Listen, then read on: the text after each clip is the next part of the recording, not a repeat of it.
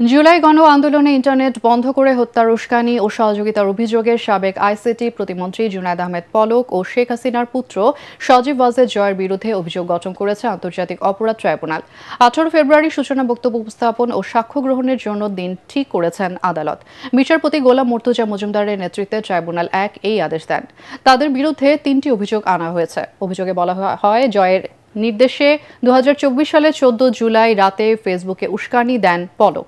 এর পরিপ্রেক্ষিতে 15 জুলাই ঢাকা বিশ্ববিদ্যালয় সহ বিভিন্ন স্থানে আন্দোলনকারীদের ওপর হামলা চালায় পুলিশ, আওয়ামী লীগ ও ছাত্রলীগের সশস্ত্র বাহিনী।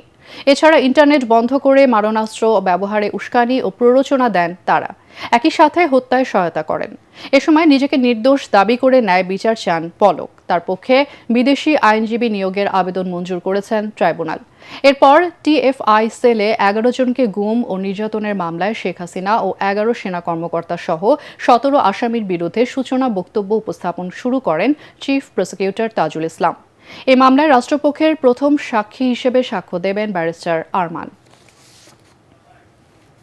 মহাখালীতে ভিন্ন মত দমনের জন্য, প্রতিপক্ষকে শায়েস্তা করার জন্য তারা এমন একটি সংস্কৃতি প্রতিষ্ঠা করেছিল যে চাইলেই যে কোনো সময়ে যে কোনো মানুষকে তারা নাই করে দিতে পারেন এবং এর জন্য কোথাও কাউকে জবাবদিহি করতে হয় না। 2024 সালের জুলাই এবং আগস্ট মাসে ইন্টারনেট বন্ধ করে দিয়ে গণহত্যা চালানো, গণহত্যাকে বিশ্ববাসীর দৃষ্টি থেকে আড়াল করার দায়ে আসামি জুনায়েদ আহমেদ পলক এবং সজীব ওয়াজেদ জয়ের বিরুদ্ধে আনুষ্ঠানিক অভিযোগ গঠিত হয়েছে এবং 18 ফেব্রুয়ারি 2026 তারিখে এই মামলার সাক্ষ্য গ্রহণের দিনের জন্য নির্ধারণ করা হয়েছে।